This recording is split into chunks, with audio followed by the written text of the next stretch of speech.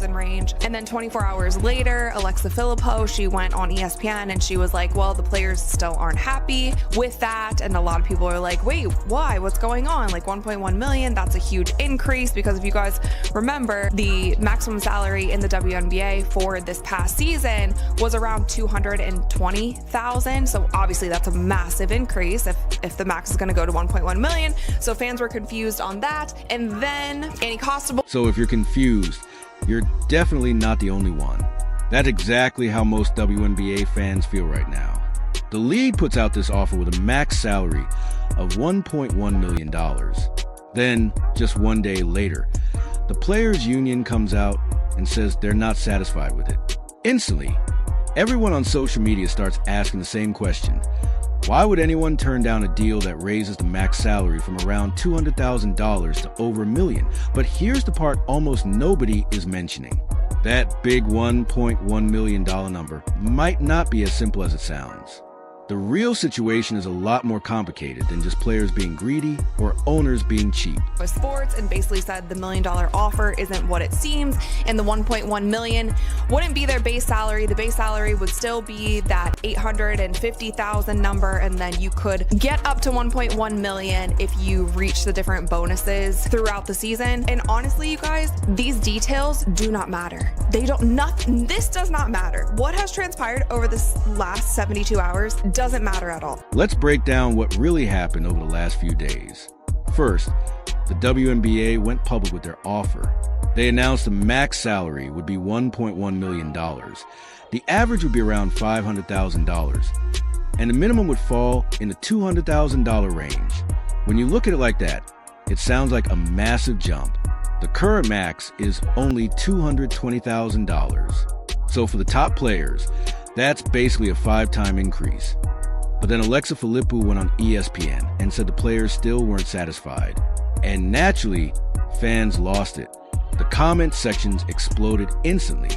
Then a report from AJ Perez at Front Office Sports came out and completely flipped the script on what was actually happening. So I don't actually care so much this is the same kind of stuff that has been going on for the past 6 months. Clearly, both sides are trying to gain the approval of the public's opinion. They're trying to sway how the public feels about what's going on in the CBA negotiations. So was the WNBA lying and kind of boosting their story by saying that we're going to give the players 1.1 max salary? Sure, maybe. Or was the $1.1 million max salary increase falsely reported? Maybe they didn't report it properly and they said oh, it's going to be 1.1, but they didn't put in the caveats of what that actually means. And then on the other side, according to that report, the $1.1 million isn't the guaranteed base salary.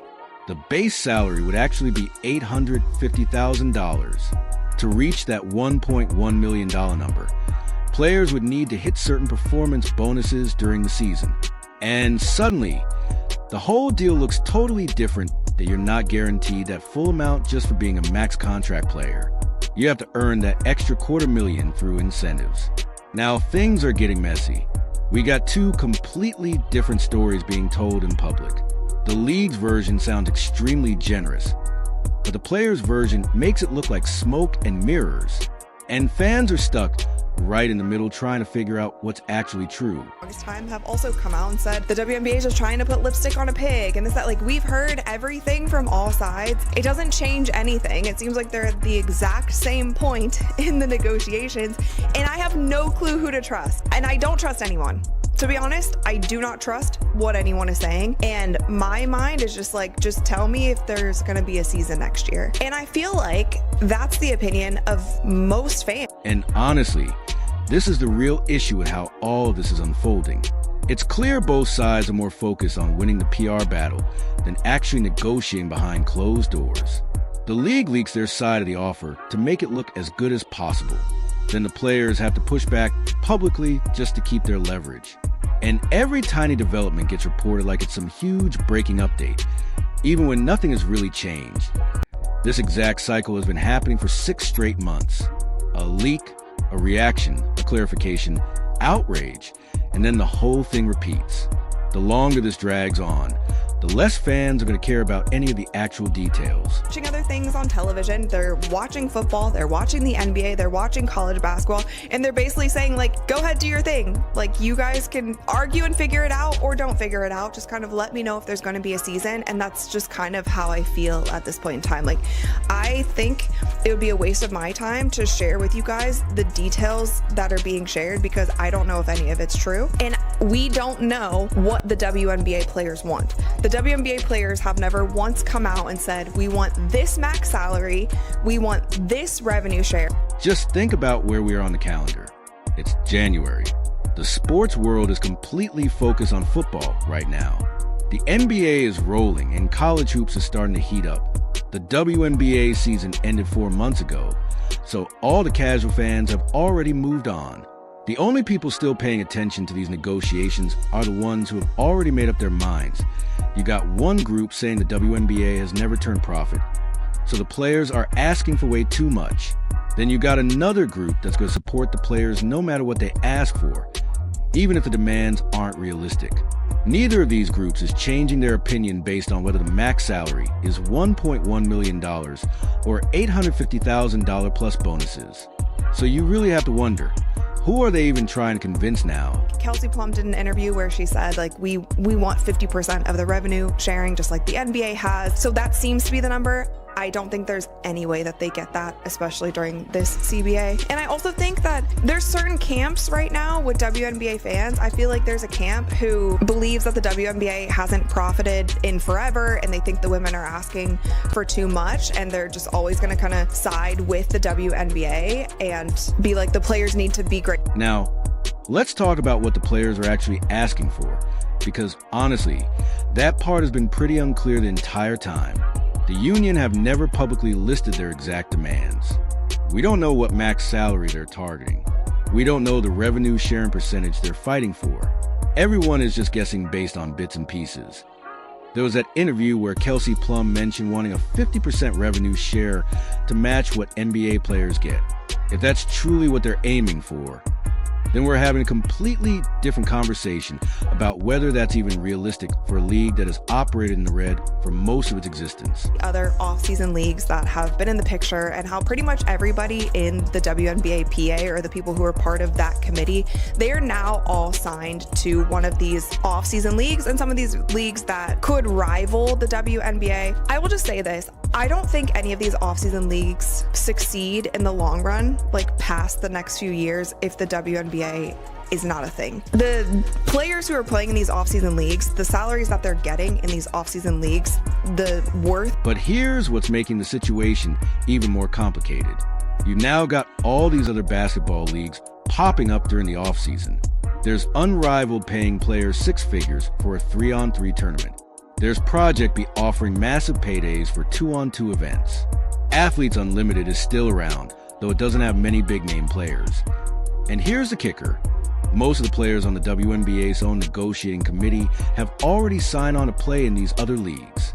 That raises a huge question. Do the players even feel like they need the WNBA as much as before? Do they think they have enough leverage now to walk away if they don't get exactly what they want? That they are worth is because of how they play in the WNBA, and because of their brand that they've built because they play in the WNBA. And I do think if the WNBA ceases to exist, or if they skip a season, like, all this momentum is why the players are saying that they deserve more and they want their revenue share to go up as the years continue. Like, as the league grows, the WNBA wants their revenue share to also grow with the league so that they are earning money. But all of that comes off the back of the last 2 seasons that they've. Let's really think about what happens if there's no WNBA season next year. It's a scenario nobody wants to admit is possible, but gets more real with every day that passes without a deal. First, the players lose their biggest stage. Every one of these new off-season leagues only works because the players built their names in the WNBA. Unrivaled can pay Breanna Stewart $250,000 because she's a WNBA MVP and champion. Project B can sell tickets because the Angel Reese versus Caitlin Clark rivalry started in the WNBA. If you take that foundation away, all those other leagues lose their star power. Second, the momentum stops completely. The WNBA just had its 2 best seasons ever, with record-breaking ratings during Caitlin Clark's rookie year. All of that progress disappears if they take a year off. And third, and this is the most important part, the players who get hurt the most are the ones no one talks about. Not the superstars like Stewie or Aya Wilson. They'll be fine with endorsements and overseas contracts. It's the player on a minimum deal in her 3rd or 4th season, just trying to build a career. She's not getting invited to Unrivaled. If the WNBA shuts down, her entire career might end right there. Growth that we've seen in the WNBA. If you halt all of that, and I've been one who has said this from the beginning, if you halt all of that and for some reason lock out this season or strike this season, I think you lose all of your leverage if that happens. And I do think if the WNBA didn't happen and Project B ended up being, like, Project B is completely different from the WNBA. They're playing in 2-week tournaments and traveling around, and it also seems... Now, this part is personal for me because the way they're handling these negotiations says a lot about understanding leverage and timing. In any kind of negotiation, a job, a business deal, anything, your value is whatever the market says it is. It's not about what you think you deserve or how hard you've worked. It's about what someone is actually willing to pay you right now. WNBA players are coming off the best 2 seasons in league history. Ratings are up, attendance is up, and endorsement money is bigger. All real, tangible leverage. But leverage is temporary. It's all built on momentum, and momentum can vanish overnight. Kind of the spectacle of it all and making it a really cool show and entertainment value and the streaming platform. And then Unrivaled obviously is 3v3. They would have to change to 5v5. They would have to get a completely different setup and everything. They play on a shortened court. Like, it's not true basketball. Like, AU is the closest thing to true basketball, and that league is hanging on by a thread. Think about it this way. If I know my value is going to rise over the next year, I might take a shorter, cheaper deal now, so I can renegotiate later with even more leverage. That's smart business, betting on yourself. But if I think I'm at my peak right now, and there's a real chance that value could fall, then I need to get as much as possible in this negotiation, because I may never get this opportunity again. Which situation are WNBA players in? Are they still at the beginning of a massive growth wave? Or are they at a peak moment that might not last? Names, build their likeness, build their career, keep the momentum going, and keep the WNBA going, because they're also under the NBA umbrella. And a lot of people have argued like the NBA shouldn't be owning 50% of the league, but the NBA also has the ability to truly, truly help the WNBA as well. So when I was thinking about this and the negotiations and things that I've done for certain jobs in my career, there is kind of 2 ways that you can go about it, where you know it's a career builder, and maybe there's something in the CBA. If the CBA is supposed... The argument that things will keep rising is easy to make. Caitlin Clark is entering her 2nd season. The rivalry with Angel Reese is still huge. New teams are joining the league. The next media rights deal could be massive.